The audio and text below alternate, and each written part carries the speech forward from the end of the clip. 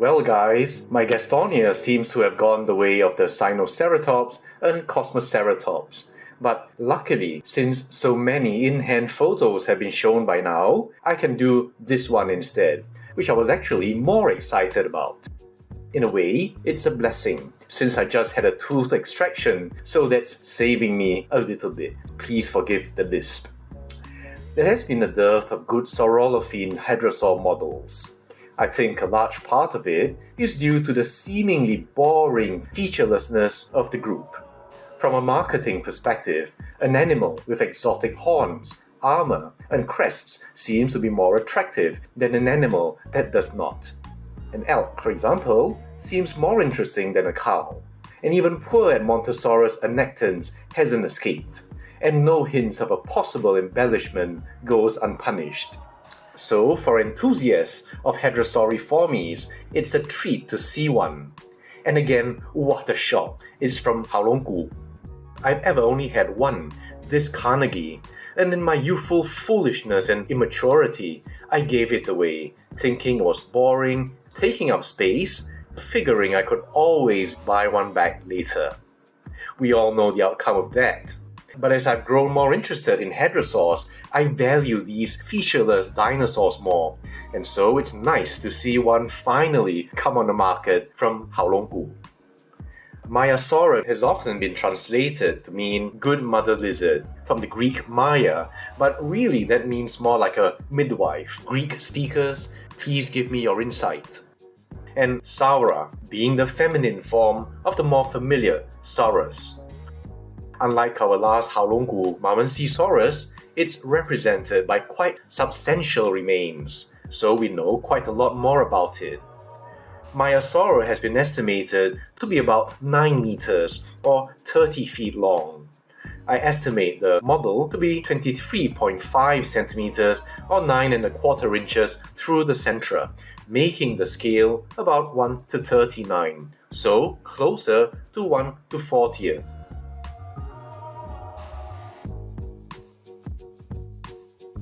For 1 to 35, the actual length would be only 8 meters or 26¼ feet.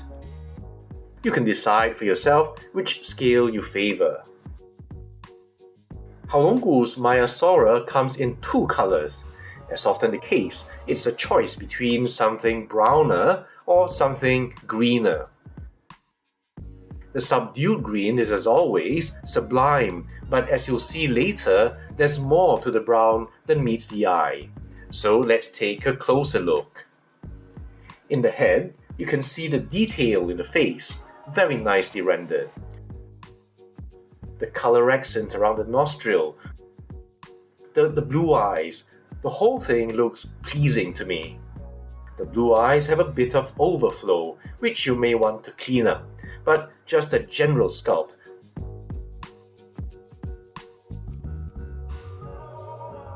Coming round the front, you see here the very nice texturing in the Ramphatheca. Maiasaura belongs to the tribe Brachylophosaurinae, and I like the suggestion of soft tissue here that calls to mind Brachylophosaurus interpretations. Unfortunately, from here, you see one issue, which is right here. Now, these 2 hornlets over the eyes, which is a generally very old and common interpretation, when there should actually be a connecting ridge with a kind of a forward concavity, if you imagine a Cryolophosaurus-like shape, but a lot more incipient. And I think what might happen is that from the lateral view, you see this bump here, and without looking at enough fossils from all angles, it'd suggest 2 hornlets, one over each eye. So, something you might want to fix in post. But coming around, just look at all that detail again. The color accents around the nostril, I mentioned before, very nice.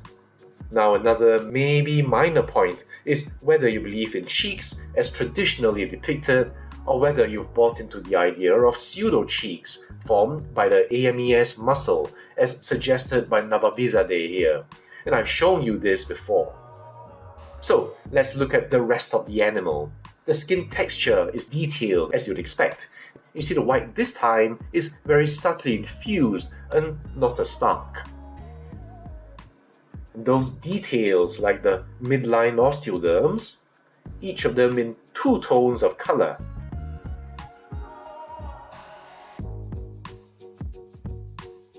Then here, you see those unobtrusive scutes in the sides of the neck are very naturalistic.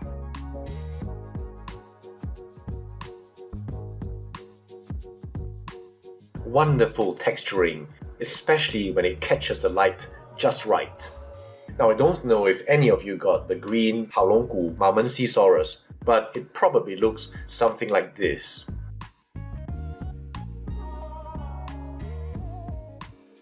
And down the thighs, the legs, and the feet.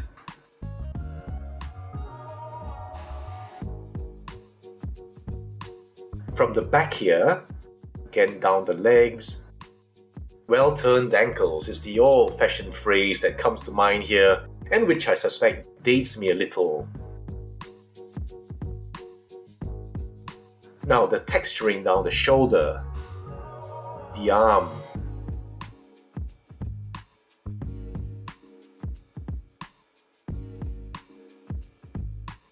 so exquisite.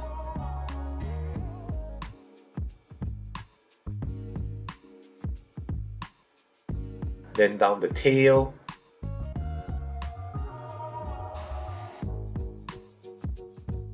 and as per usual, going into the orange highlight at the tip. And here you can appreciate the view, highlight in orange, and of course those very nice crenellations.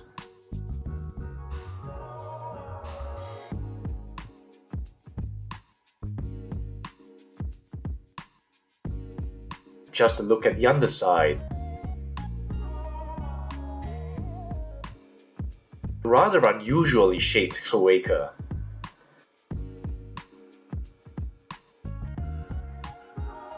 Again, just really pleased with the very subtle and gentle infusions of color, and although still green with white, it's not quite so derivative as we've seen in other models. And the aesthetic value is incontestable. Right, that's it for the green. Next is the brown-based one, and instead of being expectedly boring, it's far from it. Once again, you can appreciate the detail in the face. This time, there's a color accent on the hornlets, highlighting them nicely and strikingly. And for some of you, maybe unfortunately.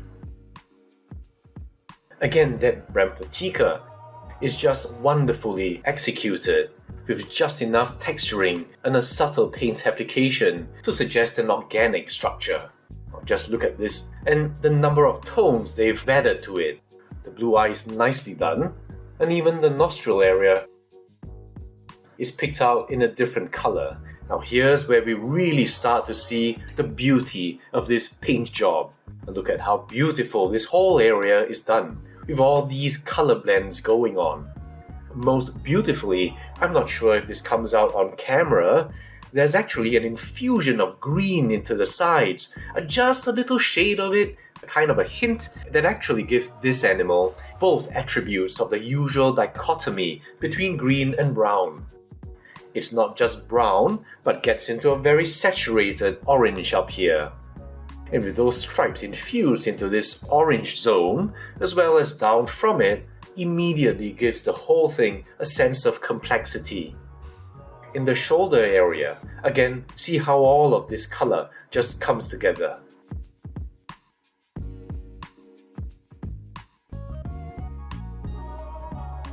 Down the thigh, just look at that, a blend of browns, purples and orange. The transition into the feet is beautiful. Haolonggood is just so consistent with the quality of its paint apps.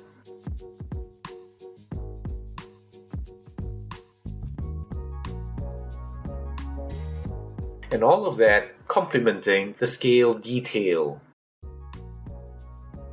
It's surprisingly exciting, and in fact, it's the first time I can recall actually preferring it to the green variant.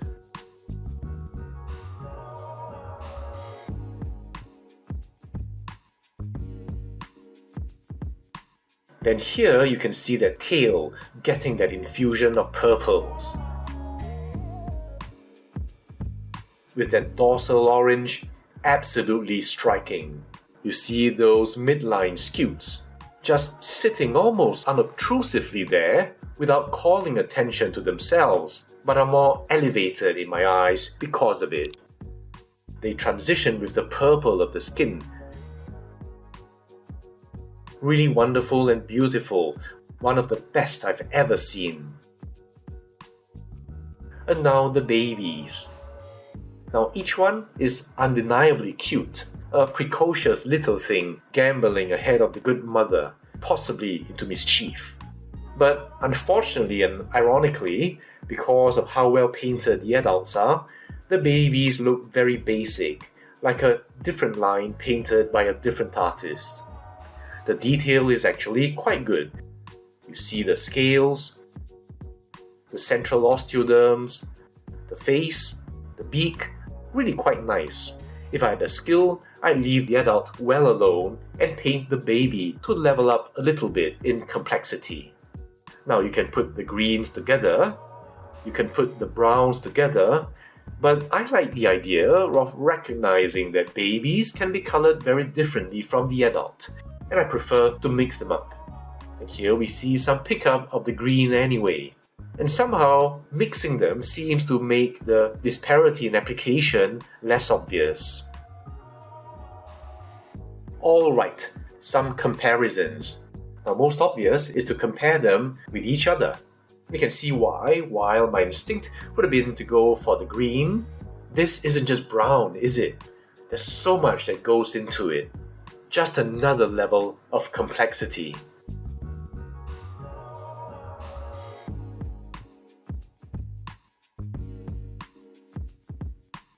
Unlike some color pairs, this one, whichever color you choose, will still show detail equally well, as I think you can see here. Such a pleasing pair.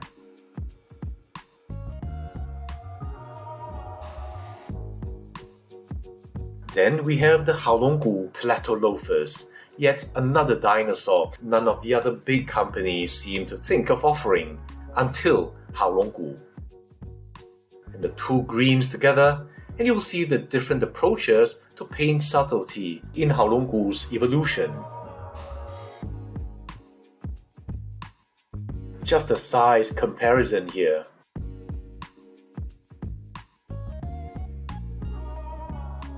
And speaking about green, how about the Haolonggood and Montosaurus? Yes, this finally got to me. Different style, but still very subtly nice.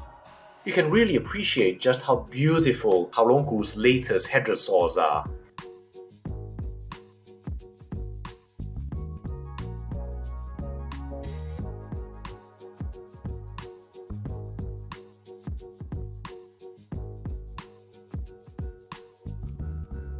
And moving to one of their earliest, here's the hadrosauriform Haolonggood Rhinoceros.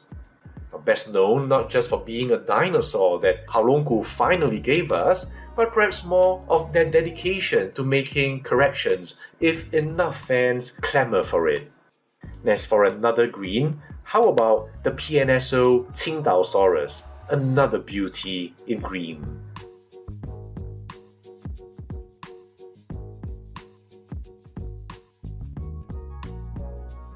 And the impressive PNSO Parasaurolophus. And I think you can see why the Maiasaura looks to be a touch too small for 1:35.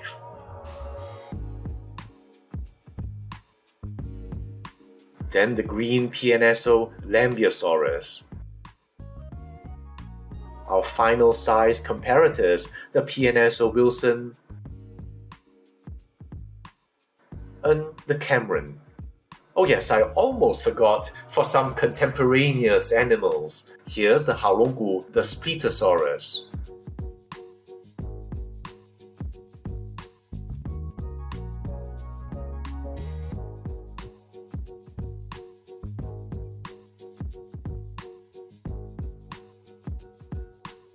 Haolonggood Euoplocephalus if you take it as a Scolosaurus.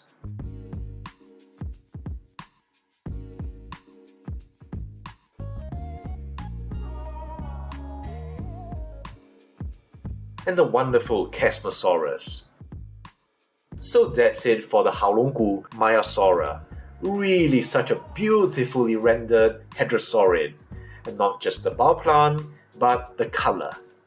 And given the saurolophines have been given the short shrift when it comes to models, it's very nice to see that Haolonggood once again stepping up to the plate. And thanks to Haolonggood, the diversity of my sometimes second favorite clade is filling out nicely. It's sad that I won't be doing Gastonia anytime soon, if at all, but really if I had to choose between the two, I'd have chosen this Maiasaura. Let me know what you guys think. I do have a couple of other videos I pre-shot before this, so after I finish editing those, I'll take a short break to give my mouth a bit of time to heal up. I'll see you hopefully soon with another video.